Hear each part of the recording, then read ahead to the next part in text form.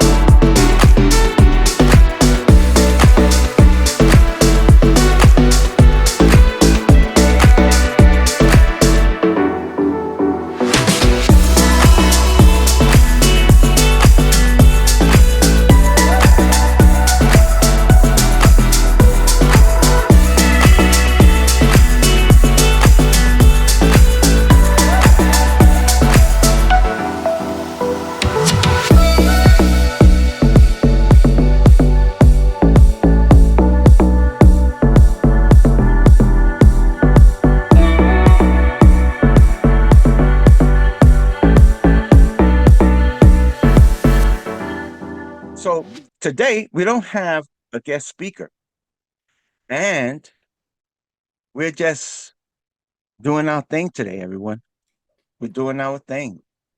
Just talking, and we're going to enjoy each other today. And we're just going to ask questions. We're going to talk about underwriting. We're going to talk about everything. It's going to be like a real radio show. That's what it's going to be like today. So, so what happened to our guest? Because I know everyone heard on our last show that we was going to have Jr. here. So Jr. got called for jury duty. They said, "Yo, come on, you better be here." So, Wow. When they call, you definitely show up. that's it.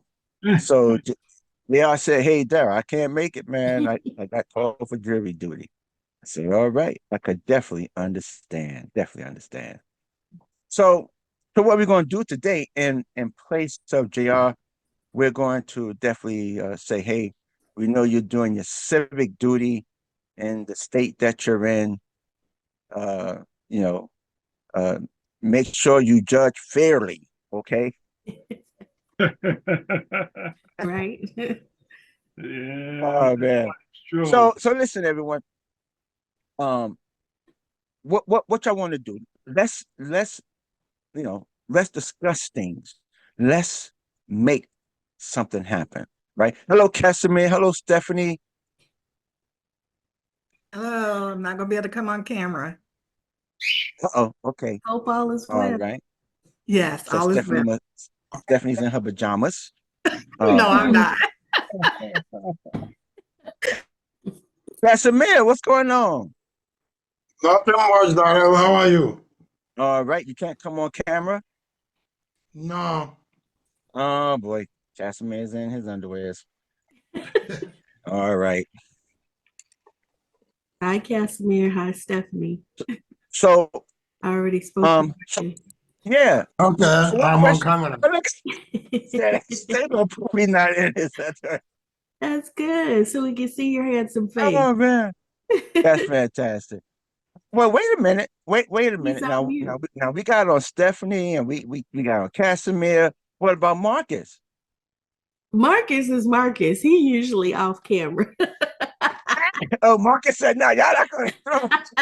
He said, "Don't call me out." Marcus said, "Y'all not gonna do that to me." All right, that's not a problem. That's not a problem. But so today we're really gonna have a good time. I'm happy today. I'm really happy today because I'm gonna tell you why I'm happy today. Because I'm here. I'm doing Amen. I'm doing what I love to do. And also um through my eyes and through everyone's eyes that are here, the university is expanding because everyone is learning here. That means the universe is learning. Okay. and everyone, and we are all connected to the universe, right? As above, so below, and as below, so above. So we're all one. So we're all learning. So I'm happy to be here today. I'm happy to learn something new. And I'm also happy to teach something to someone that may be new. Okay. So what questions do y'all have today that you may want to know about? Anything? I have a question. Come on, let's do it. Do you guys think of the interest rate cut and how would that change the multifamily landscape going forward? This is, something that's a good conversation, but I think it's just one cut, right? I'm gonna be honest. It's one cut, and I wouldn't be, I wouldn't be jumping for joy too fast. I wouldn't anticipate. I wouldn't be thinking it's going to continue. Well, listen, no one knows really what's going to happen, but this is just the first. This is only one cut. Um, did it change our rates to what the lenders are giving us? So, from my understanding, yeah, the cut may have happened, but the lenders are still around. The rates are still around the same thing, which teaches us that the cut necessarily doesn't affect us. It would affect the banks, but it doesn't necessarily affect us. That's what it teaches. That's what it teaches me, right? So because as far as I can see, rates are still running the same. That's what I'm looking at. Tell me what y'all looking at out there. I think it's more of, in speaking to the lenders, it's been more of what is the experience of the borrower or the borrower's team? What is their experience according to the product that they're purchasing? Um, and credit and what they have behind them, if they have any assets. So that's what the lenders have been sharing. I've not really seen a lot of changes in price, like drastic changes. I've seen some of them go down, but then I've also seen that some of the product is still held price, Mm. which has been interesting. But there's still people closing. So, you Yeah, know, and yeah. and I've seen them closing for less than what's being asked. So there's some Mm. negotiation. I think we really have to find out what the seller is wanting in order to complete the sale. Fantastic. Well said. Well said. Well put. Well put. Alicia, but how are things out? And I was looking at IPA to see what listings they had out in Arizona. I saw they had a couple of listings in Scottsdale, Mhm. Arizona. Okay. But uh, um, how is it out in Arizona right now with the market and everything? It's a slightly different market.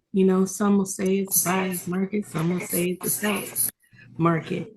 I think it's a market on, if you have a strong team, Mm. you're going to be able to complete your process all the way to closing.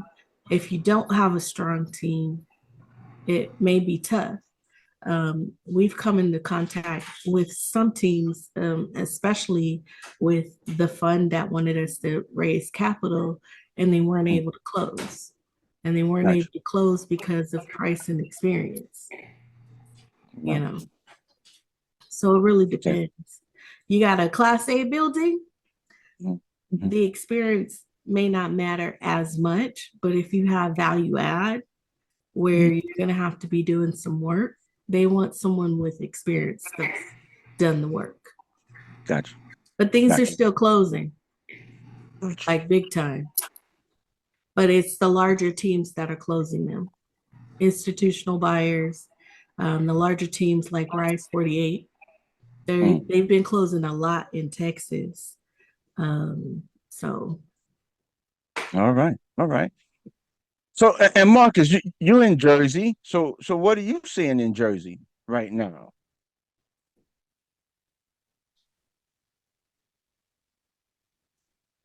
You're on mute.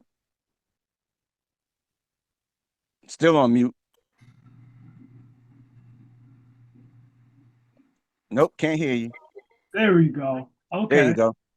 In Jersey, Daryl, I'm finding as I go around and I look at the properties and stuff here, is that they're waiting for the interest rate to drop more because they don't want to drop their prices. They want whatever price they have in their mind, they're looking for that price. And they're waiting. They figured if the interest rates drop, then they'll have a better chance of getting the price that they're looking for. And Gotcha. and to try to tell them that their building is overpriced from the beginning is irrelevant because in their mind, it's in reality it's a $2 million building, but they want three. And to Gotcha. show data that they have a $2 million building is irrelevant because they say once the interest rates drop, somebody will be willing to pay more for the building. But then but when you look at the building, the roof is 20 years old, the siding work, the common areas needs to be painted. It needs to be just to be fixed, especially in the city, because I find that people in the cities and the urban areas, the first thing they look at is the building itself. Right, So right, I was taught with that, you do the outside in first, is to try to tell the owner it's not the other way around. It's not the right. inside out because you won't get nobody even stop to look at the building if the building doesn't look attractive enough to get their attention to want to come in. So I'm finding that it's a little bit more unrealistic. And also finding that if you're not a like a big name Marcus and Millichap or one of them, you have to put a lot more work to convince them as a Keller Williams commercial realtor, for instance. I'm using that if I'm gonna have that hat on, that we can do the same job even better. So now, when you say that, what do you please explain when you say if you're not a Marcus and Miller and if you're a Keller Williams? When you say that, who are you referencing that you I have to prove something to? Right. So I'm gonna give you an example. In my real estate associations, the property owners of property owners association, New York and New Jersey. Some of the older members in there are ready to sell their properties, and they're ready because they're in their 70s, 80s now, and they're ready to move on. They don't want their family to go through the process of trying to sell the buildings and stuff after their death. And what's happening is they're used to having the big brokerage of Market Millichap and them behind it because Market Millichap gives them market analysis. Um they give them other information on other deals, even though they're overpriced, a lot of their properties are very high. All the other services they get that they felt comfortable with over the years, they felt they could do a better job and stuff on there. But about time when it was one gentleman, about time I showed him the fees that he's paying and all this, he's really giving them more money than he would have if he would have went with us on there. Then So, the so other part of it is too, is that I had to look at the last two people who are trying to sell. My inexperience was probably showing too. So I'm gonna give it both parts on there. Part of it could so my so experience. The other part is what they right. already So you're coming from a broker's perspective. correct. Yes, and yeah, Got you. All right. right. Okay, I Now, got as an investor, I go in there and see the properties, and I'm not willing to pay or even come to you or lease anybody with a property that's so overpriced, and the owner is so dug in that we'll spend too much time trying to convince him. I just do what you said, just keep them on the burner, back burner, and just keep checking and see every once in a while and stuff on there and see how's it going and all that on there. But it's too much time and effort to try to convince him. you. Right. Yeah, I With got you. on top with the deferred maintenance, and he has not done any property tax appeals. I mean, how do you not appeal your taxes on the property that you held all this time? You know, the Right. thing, lower your expenses to rise your income, lower your expenses as much as you can, and I've seen a lot of them are like that. Quite a few. Right. Yeah. Okay. All right. All right. So, so Casimir, you're in Wisconsin, correct? Yes. So, what is the market like out there where you are in Wisconsin? Can't Experience. hear you. Oh, there you go. There you go. Okay. I think it's the same experience all over the country. I feel that some of the properties I underwrote in the past were overpriced. Hmm. I give you an example. There is a property. I own a condo. It's a combination of condo and this in Madison, Wisconsin, which is a good market. And they wanted to sell, I think, last year, and I indicated interest, 100 and something. So it's a combination of condos and rentals. Right. I did speak with the broker, and she brought me the information. I I mentioned that it was overpriced. Of course, she didn't agree with me, but it didn't sell till now. I think it's off the market. So it's the same experience all over the place. I mean, you look at a property, it's overpriced. What can you do? But like Alicia is saying, some people are buying it. What I Yeah. don't know is I don't know how they are going to break even. Rents have risen so much that unless with the what I see very expensive are the class A buildings, the new constructions with all these amenities. So the older buildings cannot compare with, you can't get the same amount of rent with a class A building like a class C building. It's not going to happen. Right. Right. So I'm seeing more properties in the market and nobody is buying them. And the sellers are not dropping their price either. So I guess everybody is waiting. Yeah. Casimir, have you contacted the seller for that building that you liked directly and see if they would sell for the price that you felt comfortable with? It's off the market. The reason why I know it's off the market because they contacted me to find out if I was willing to sell my condo. It's part of the sell. They ask condo owners if they will be willing to sell. I didn't choose to sell because I know they were not going to get the price. They asked. I haven't asked them, but it's off the market. I don't think they're talking about selling anymore. Oh, okay. Yeah, I mean, I would approach that owner and see if he would sell for whatever price you were willing to purchase it for, but talk to the owner directly. Yeah, I guess is the thing is, yeah, the owners own the remember the owners own the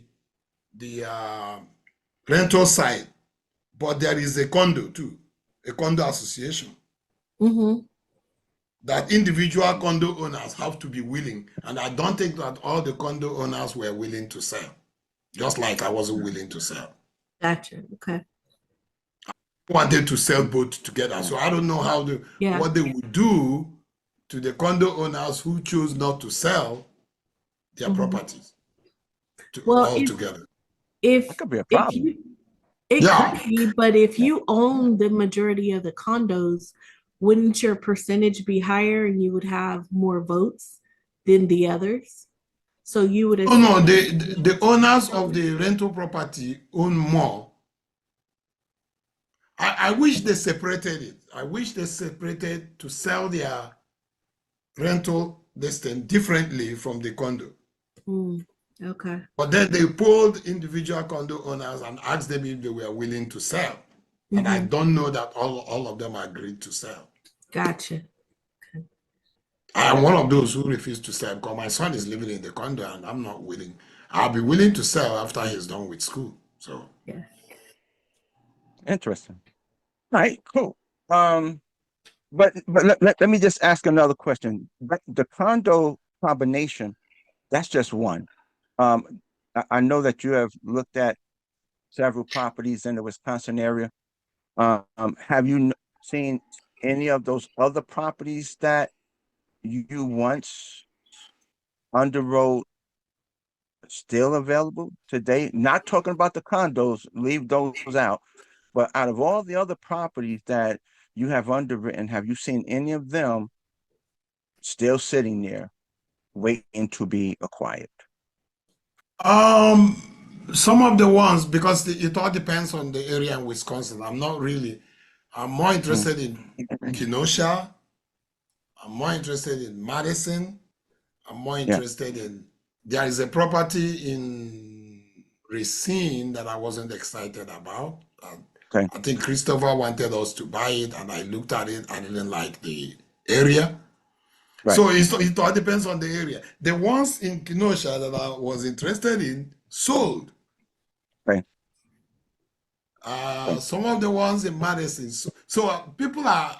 I'm not saying that all of them are still sitting. Some of them are people are buying them, but I don't know how they are going to.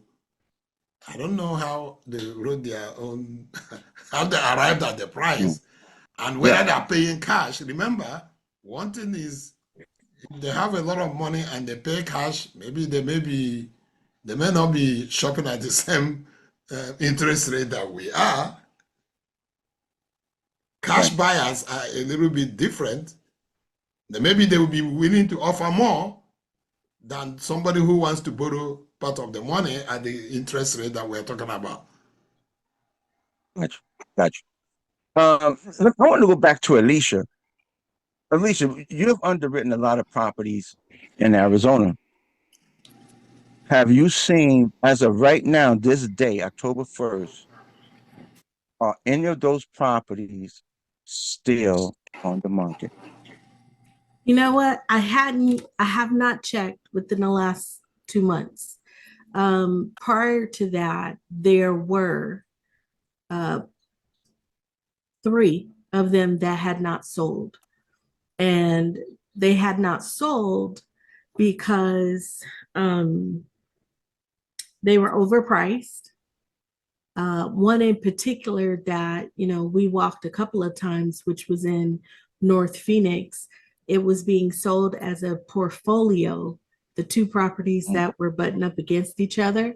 They Right. sold the front property, but didn't sell the south property.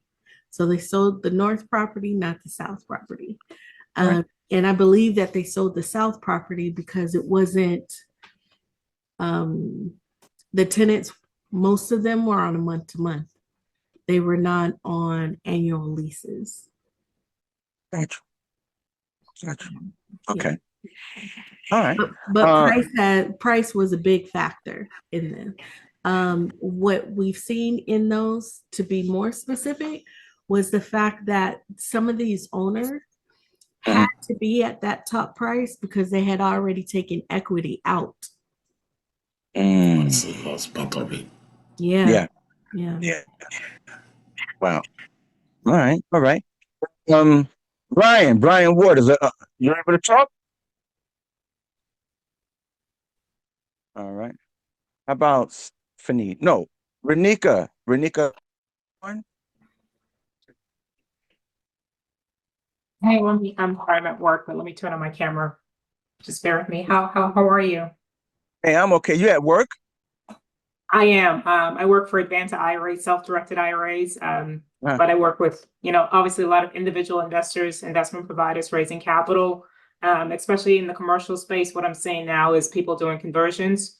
So just, here to be a wealth of resource. And, if you're considering raising capital, don't overlook retirement funds. I think August, when I looked at the numbers, almost 40 trillion was sitting in retirement accounts. And of that, maybe 3 to 4% of it is truly self-directed. So it's a great way to, find funds that's available. It can be, family members that you're pooling funds with, or it could be, colleagues or coworkers. So definitely, Mm.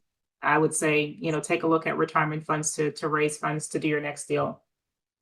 Hey, Renika, what, Renika, Um, what market are you in right now? Where I you come from?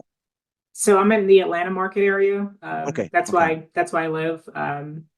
I'm also a real estate investor, so I'm doing deals typically within my backyard or the southeast area. so what are you seeing right now as for uh commercial multifamily properties? Are you seeing that uh with with rates the way that they are, um they're selling? Do you think, with the rates dropping by half a point, are you seeing like a big change, you know, in the market? What are you seeing in Atlanta that, for commercial multifamily? For just clients that I'm talking with, or capital raisers or providers, obviously they're anticipating the opportunity to buy the right deal. So it's also all about doing due diligence. But the providers I'm talking with are pivoting or doing conversions, looking to do conversions. So that's been a hot topic or hot button for just conversations I've been having. And then looking at the senior living space, considered, commercial units, but I've been seeing people looking to do conversions more so. Okay. Have you seen properties that have sat, that couldn't sell, um, that couldn't sell a long time ago, still sitting on the market today and they're waiting to be sold? Yeah, that's the sentiment I'm getting. I was having a conversation with a colleague, I think about a week or two ago, and they're talking about providers they're talking to strategically looking at commercial units that's been sitting for a long time, and maybe it makes sense just to acquire it, just to, even if it's a tear down to build something new, or acquire it to do conversions. So, but it's still sitting. Hopefully, with the recent rate cut, that will start to see whether it's mid 2025, some things to come off the books, and then we start to see a buy, Yeah. and a more aggressive buy. Are you getting are you hearing any type of gossip on whether rates will be cut again, or Uh, in your market?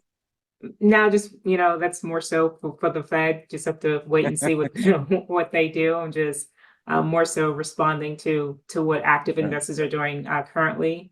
Um, Okay. so, All right. Hey, thanks. Well, thank you very much. Thank you you're for certainly joining us. welcome. All right. Yeah. Stephanie, can you talk, or what? Okay, Stephanie, So she can't talk. yeah, wait, Yeah. wait.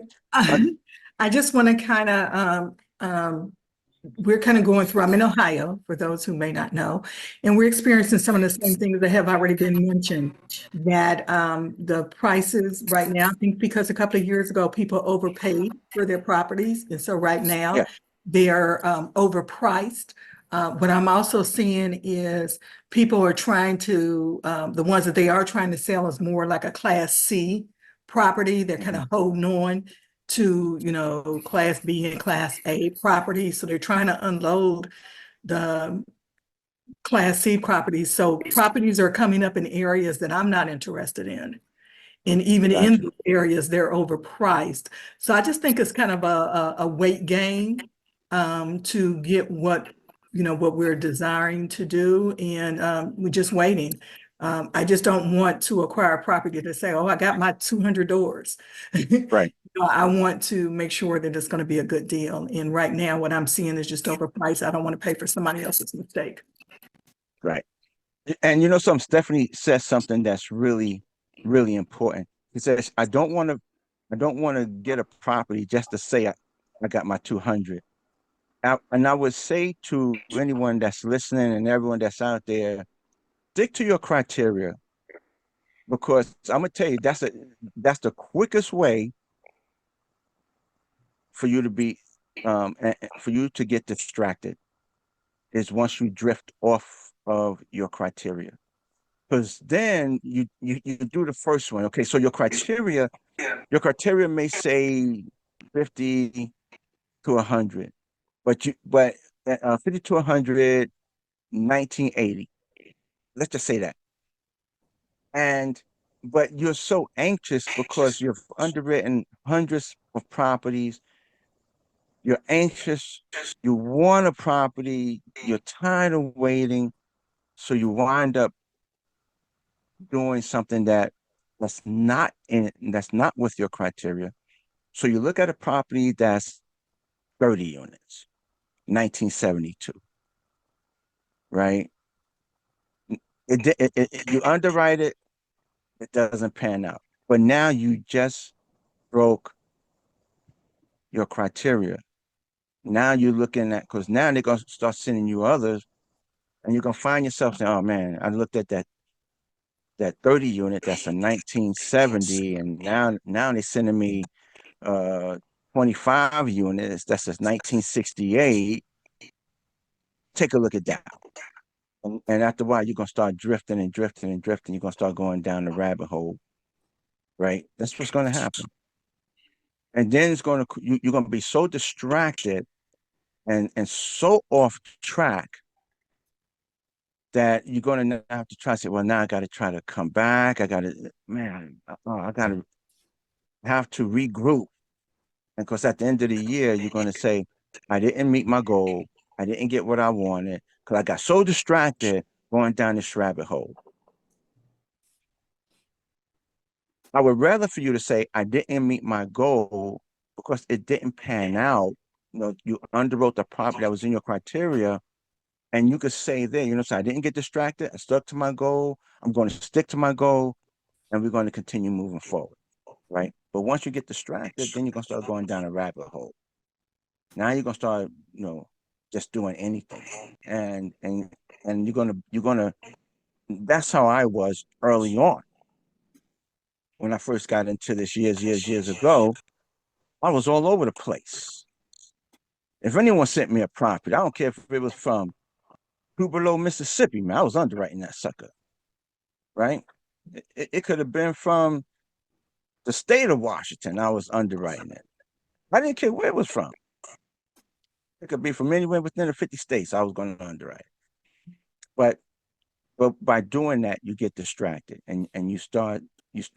No one really takes you serious. That is, the brokers won't take you serious because they know that there's no way in the world you're going to be able to know that market and you in all 50 states. It's not going to happen, right? So stick to your criteria, Stephanie.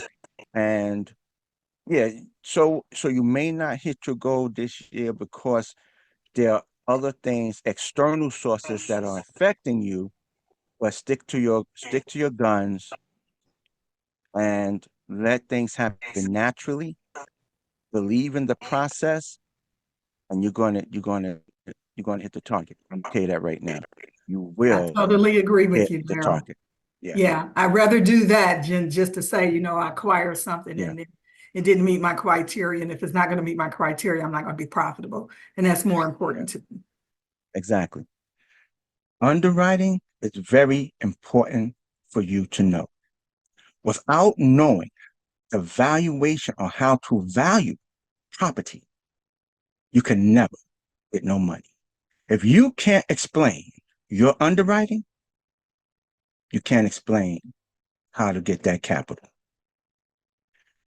I have a coaching program, and we talk about underwriting. I teach underwriting, the importance of underwriting, why you need to know underwriting, what's involved with underwriting. If you want to learn more about underwriting, join my coaching program. My information will be below. Exactly.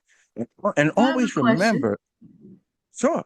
I have a question for you because I was going to ask that question when you were done interviewing others.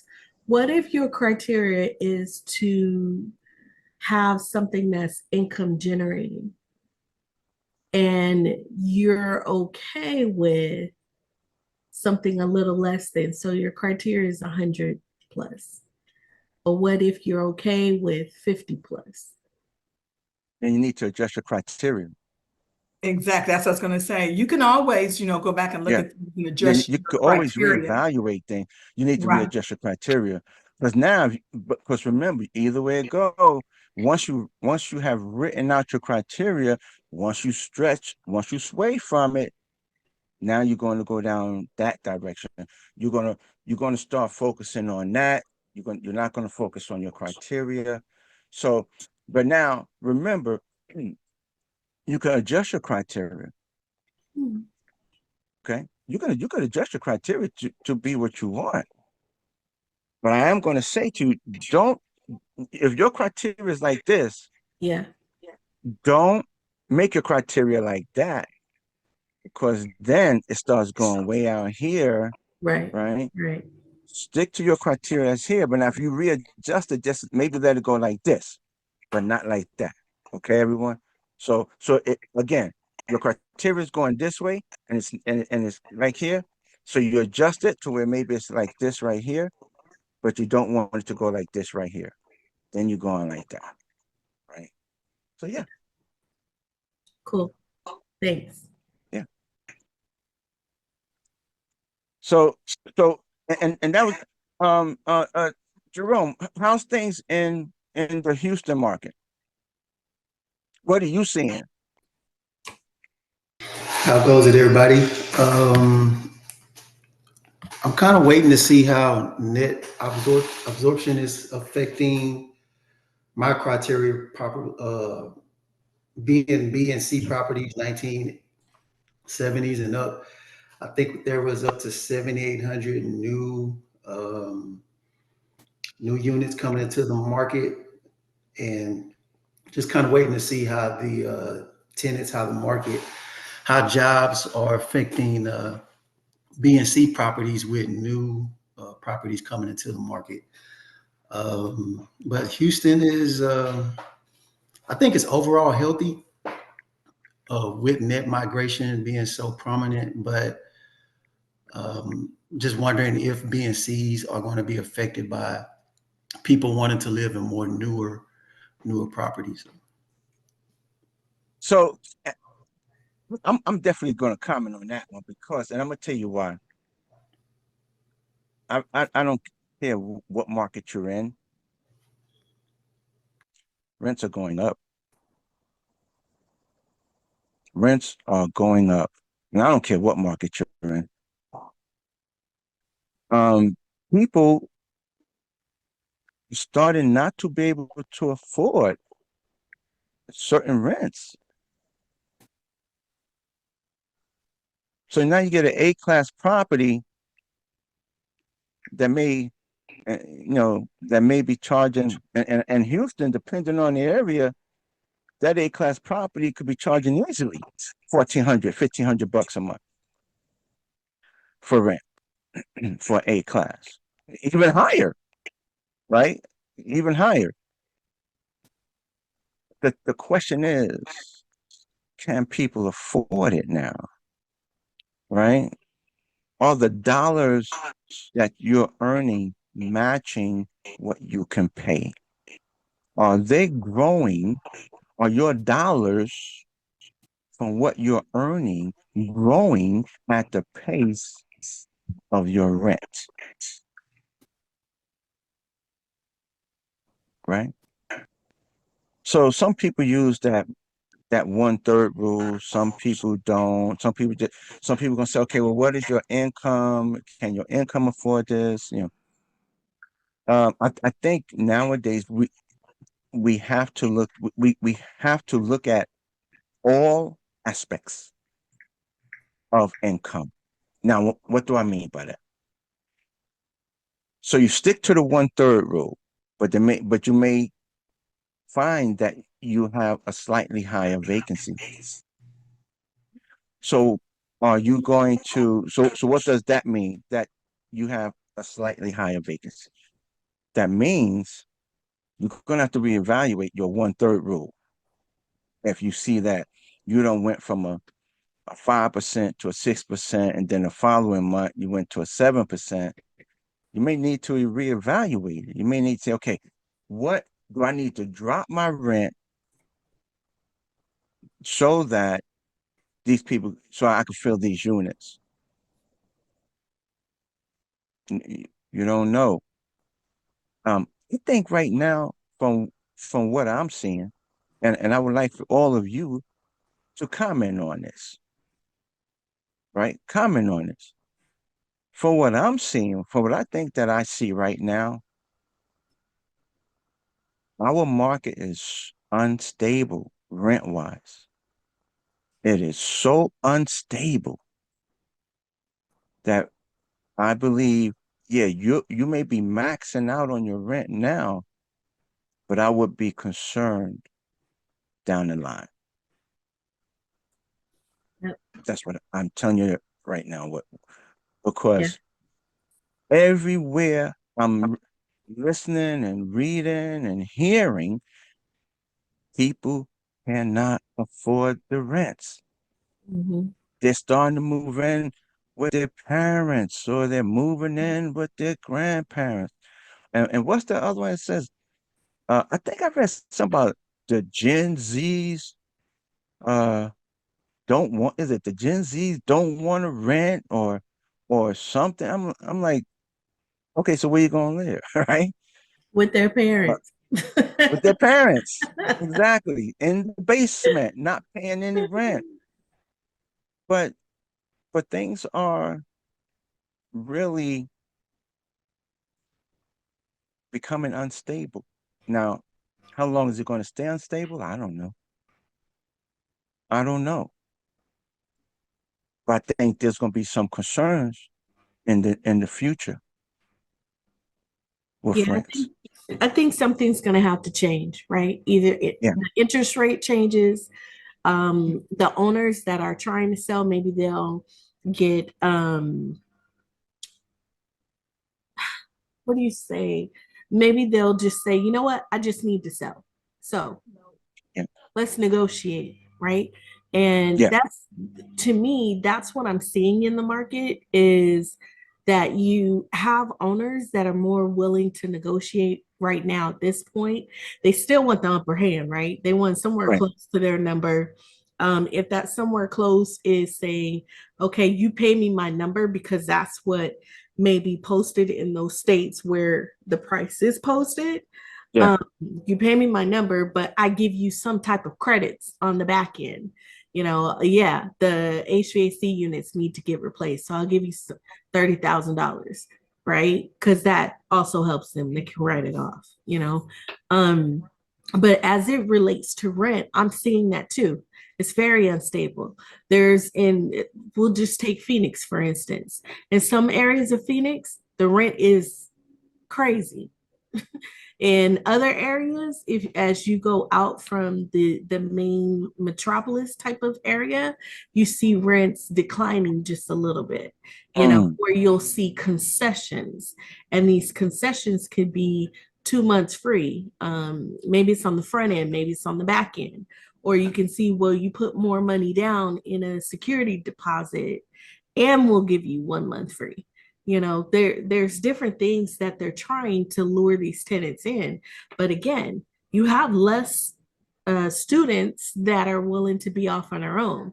Then you have some that, you know, they want to be on campus. And that kind of changes the industry a little bit. So Well, I'm gonna piggyback on that, Darryl. I'm gonna give Sure, you. go ahead. Come on, let's talk. I was in New York with one of the Keller realtors, and what happened was he was doing some rentals for a couple of luxury buildings, and in these buildings we were down there in the financial district there, so that was down there Mhm. from 30th Street below, all the way down to Battery Park. So as we were in the buildings, I'm looking at the buildings, and these buildings have the gyms. These buildings have they have the space on the rooftops where they created all this barbecue place, basketball courts, the amenities, stuff, all these amenities. Thank you, Alicia. yeah. And what they're doing is to fill up the building. This one building has 500 units. What they were doing is they're taking a 700 square foot studio space, and they literally putting what you will call a, a curtain on rods right down the middle of the place, and they want $4,000. But what they're doing is they're teaming up the younger folks, the Gen Z folks, and they're giving them a bed on this side, a bed on this side. They share the kitchenette and they share the bathroom. But guess what? They're getting their full rents. It blew me away. Now, don't get me wrong. I'm looking and I'm like, Yeah. wow, these and they're happy because you know why? Mhm. Because they cut out all these other expenses that normally you and I were good. They don't have cars, they don't have insurance, they don't have the maintenance, they don't have the gas. They're not taking the train to work because their job is 3 blocks over. So they're walking to work. They're hanging out in the night in the clubs and the restaurants in the area, or they could just take the train to Brooklyn or take the train up to Manhattan. So all those other expenses that will normally occurring, they don't have. So the owner of this building is willing to make concessions to put two. Now, let's go to the 2 bedrooms. The 2 bedrooms, they splitting and making it 4 people in there. 4. So one person to take the bedroom, the 2 bed, one person, 1 bedroom, one person, another, and they'll divide the living room up the same way I just described. And guess what they're getting? They're getting a $5,000 or $6,000 a month rent from those 4 individuals in that department. They're getting creative. Yeah. And what they're doing is working on the fact that they're in an area where people want to be close to their jobs. So that theory of live, work, and play is really alive and kicking. It blew me away that what are they willing to do and what concessions are people willing to do to have a place to live. And let me be honest, some of these folks are like 21, 22. If I lived in a building like that when I was 21 and I'm 57, so let's subtract the years. If I would pay the damn $1,500 too and sleep on one side of the curtain, because look what they're getting in the building that normally Yeah. we rent for in a house, 2 family or 3 family house that's 50 years old. Maybe they went in and painted and stuff and all that, and they're getting these amenities. So I heard this guru one time say, what is our ceiling is our kids' floor. So the way we're living now is Alicia and Daryl's ceiling because we're working hard to get this, and maybe we're elevated a little bit more, okay, to where you might have that luxury house, it's paid for, your cars are paid for, but that's our ceiling. But guess what? Alicia, your 3 kids, that's their floor. They're used to that. They are there. Now your 2 children are used to that. They're like, okay. So when they go over to New York, Baltimore, where your son is at, or wherever, and they're living in these luxury buildings and living the way we never even thought we. I'm not going to speak for everybody, but what I never conceived when I was their age of living, I Right. really understand why. But Yeah. getting back on topic, the owners of these buildings are willing to make these type of concessions to fill. Yeah, it's about the It's amazing. experience. Well, yeah, It's but about when I the go, experience. when I go on the building, I see the deferred maintenance on it because they're like, oh, what's going on with the roof? Yeah. What's happening with that? Why the elevator sound like this? On it, and so I see it. But guess what? That deferred maintenance is nothing compared to what we have with the pillar paint and stuff like that. But they're trying to balance their expenses and keeping the expenses low versus keeping the building full and stuff over there. And they're constantly doing it. And then the other thing, these young people, where we pack up our furniture, put in a U-Haul truck, they don't do none of that. They put it on Facebook Marketplace and sell it. And if they can't sell it, guess where it goes? It goes in the hallway by the dump. Somebody else will pick it up, clean it, and put it in their apartment. Only thing they're taking with them is their clothes and their bags to the Right. next spot that they're going to. So I think part of the issue now, we have to change the way that we think and how Yeah. we market and see things to more of in line of what's happening today if you want to fill these buildings up. The other part of that, the other example on the other side of on the Jersey side in Jersey City, which at least is New York is here on this land, on this, so you look on this side of the river is New York City. So in Mhm. Jersey City, I looked at a 6 unit building that's around the pass station. So everybody always talk about these transit villages and you have to get your building near the transit systems and stuff. There's the money. 6 units, That's all I'm talking about. 2 bedrooms, bathroom, 1 bathroom apartment. $4,500,000. I'm trying to figure out how do that pencil out. It's still sitting there waiting to be sold. But guess what? And when I talked to the brokers from Marcus and Millichap, who's marketing that, they said, Marcus, you don't understand. There's people who have money, they need to park it someplace. So they're willing to put the $2 million down and then finance the rest to bring it down to the mortgage where it is. So let's say the building in reality only can handle $1 million mortgage based on the rents. Mhm. Put $3 million down because they have no money, no other place to put it. Mm. And then they'll wait and keep the building long enough to the building excess over time. Because as time real estate goes up there and they get their money back. That's crazy to me because everybody I know from Warren Buffett, all these other people waiting for the market to crash so they can buy these buildings on the cheap. So I don't understand that. I'm giving you like 2 different scenarios. Or maybe you could talk about the Jersey City one, Dow. That type of thing. I don't get it. Well, I'm gonna tell you what I want to what I want to hit on is what you mentioned, which is the environment. Mhm. Right. The environment. As time evolves, we as investors are going to have to what? Evolve. Right. We're going to have to Absolutely. change with the environment. Absolutely. So, and I don't care if you're in a big town or a little town, the environment is going to change. The older generation, you know the cycle. Come on, let's discuss the cycle of life right quick. Right?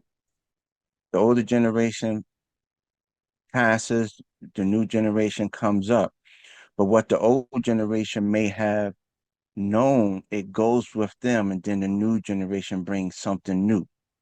So now those that are between the two transitions that are investors, we now must learn the new to also transition our thought process to the new, right?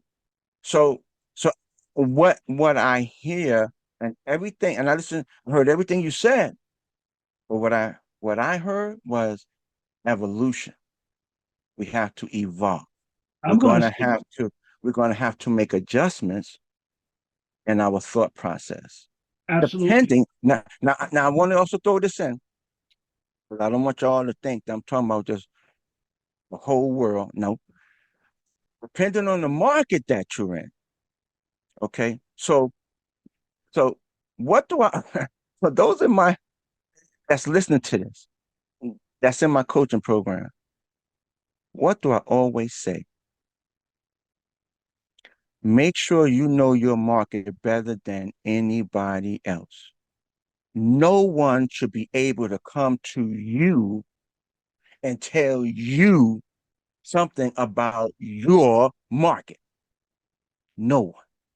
You should know that market better than anyone. That's why in my coaching program, I don't want you cannot have no more than 2 markets. No more than 2. But there's no way in the world you could keep up with things. Things are moving so fast today. Between technology and and the new generation, things are moving fast. And if you don't have that nitrogen in your car where you can hit the button to stay up with everybody else, man, you're gonna burn out. You're gonna burn your motor out, Yeah, absolutely. I have to right? truly say I'm gonna be a little vulnerable here. My daughter's 28 and she was telling me different conversations at different times we have where my thinking is archaic and Mm, it's not happening the way I'm describing things. And right. some of the things that I was trying to teach her when she went out and explored it, she found out that's the way it used to be. And that I Mhm. was actually giving her really misinformation because the information that I was trying to give her didn't fit what's happening in this time. And as I go out and I see things for myself, like I'm speaking about what I just spoke about, what I saw in New York and the way the younger folks are living, what they're willing to give up and sacrifice versus what my generation wouldn't do. I have to Right. go back and now apologize to my daughter because I have to say to her that she's right because I was wrong. You know So you're something, 100% right now on that. So Marcus? I could dig where you're coming from, brother. yeah, I have to. Seriously. When this conversation come up, I'm gonna have to apologize to my daughter because Yeah. she was 100% right. So See, I would And I would say that a little different though, Marcus. I think that everything that you've told her shouldn't be discounted. Yes, it's probably slightly different, but the recommendations you've given her, everything comes back around, yeah, right? The that's true. market comes back around, market goes up and down. And when it's down, you know that it's going to go back up. And when it's up, you know that it's going to go back down. And what we're experiencing right now is it's kind of doing what that little centipede kind of move, you know? yeah, Yeah, but the But other, yeah, what we're going to say? no, I'm sorry, Alicia, I didn't mean to cut you off. So But I think that you educating her on this, now she has like a duality. It's like speaking a dual language, English and whatever other language she chooses, yeah, right? She has the history knowledge in her so that she can see, okay, well, if this and this is happening, then my dad taught me this. But if, you know, we jump to 4 or 5, then I'll be like, Dad, look, this is not happening. So what do you think? Right. And you both can strategize with that and come up with the new solution. yeah, yeah, absolutely. You're 100% yeah. right. But the other part I need to add on to that too is that a closed mind I never learn. So That's Yeah. right. I had to Yes. open my That's right. mind to Yes. in order to see what she was talking about. I had to open my mind and be willing to look and accept what I see and not make it what I want it to be.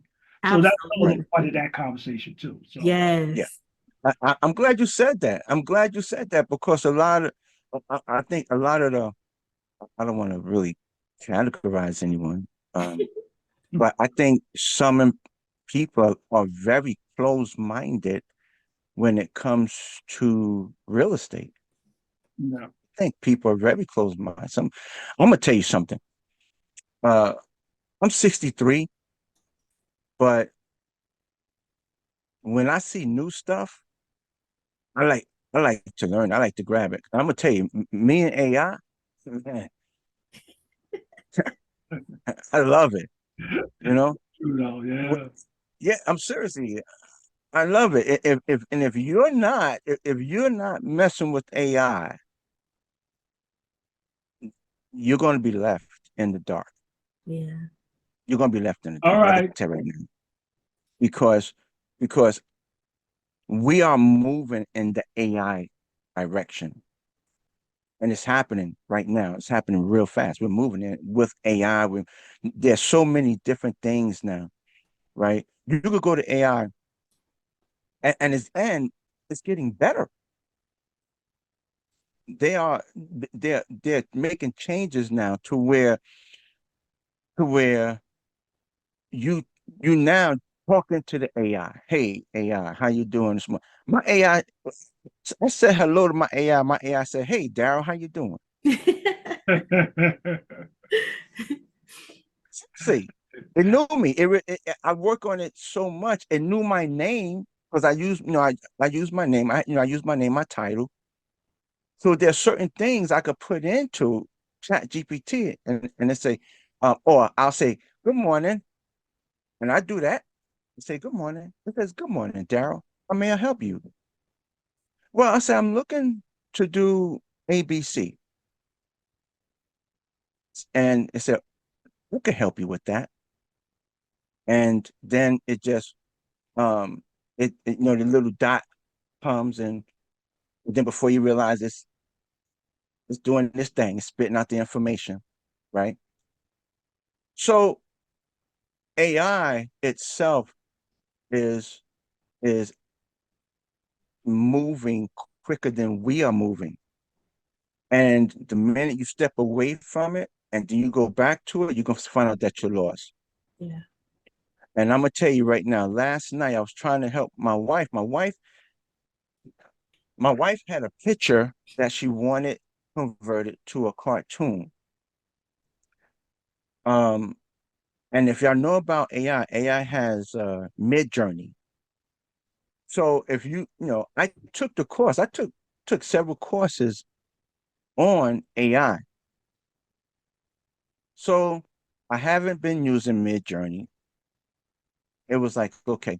So I said to my wife, I said, I'll help you with that. But when I went back to use mid journey, they had changed mid journey. Mm. So now I'm like, holy smoke. So I got to go back and look at all of my recordings again because I said to my wife, I'm totally lost. And this was on mid journey. And it hasn't, well, at least it hasn't been that long since I took the AI course, has it? No. But they changed it to where I was like, holy smoke, man, what do I do? So I wanted to say that to say, they say when you buy a car, the, as soon as you pull the car off the market, it drops in value. Hmm. Automatically, it just drops in value. That's what happens when you step away from something like AI or Mid Journey or Dolly or whatever. The minute you step away and they start making updates, you're going to be lost. You're going to be lost. So, um, I hope I know we were supposed to have a guest speaker today, but we didn't. And I want to thank Sean. I see Sean on. I see Nick on. I'm gonna recognize you. I'm gonna recognize you. I see Leo. Leo's on. I want to thank you all for coming out. And we'll be back here in 2 weeks. I will have a guest speaker. I will have a guest speaker and for the next 2 weeks. Matter of fact, I do believe I forgot who it was, but I will have a guest speaker for our next underwriting session, and we are going to be talking about underwriting. Today, we as you can see, we still spoke about. We may not have been showing you numbers, but it was still concerning underwriting, what you're seeing in the market, what you need to know about your market, and stuff like that. What's going on in different markets? You heard things that was going on in Phoenix, Atlanta, New York, New Jersey, Houston, Ohio, Wisconsin. You heard that. So, so take what you heard, use it to your advantage. If you have any questions, I don't know if you can see the people names up here. But if you want to reach out to them, hey, reach out to them. Put a note like when I upload this to YouTube, just say, hey, this is for Marcus. And I'll reach out to Marcus, or I'll reach out to Jerome, or I'll reach out to Alicia, or I'll reach out to Sean, or I'll reach out to Renika, and I'll say, hey, you have a question on YouTube. Can you please just answer? Because they addressed it to you. That way I don't want to know. Or they may ask a question to Richard Copeland because they see he got financing. He's the money man, right? And they will, and then I'll say, hey, Richard, you got a question up there on YouTube that you may want to address. So thank you all for coming out. I'm gonna tell you, this hour went by so fast, and I enjoyed every single moment. I learned something. I learned a lot. And I hope that through my eyes, what I saw, the universe also saw, and that all of us that are connected, and because all of us are connected, again, I'm gonna say, as above, so below, as below, so above. So that means we are one. We are connected. We are all connected to the divine. So I hope you was able to see what I saw, and uh, whatever your impressions are and perceptions. Hey, that's okay. It's good. It's good. So thank you all for coming. I see you back here on the 15th. I do believe that's the 15th, right? I see you all back here on the 15th of October with a guest speaker. Thank you all. Thank you for coming out. Have a blessed day. Have a blessed day.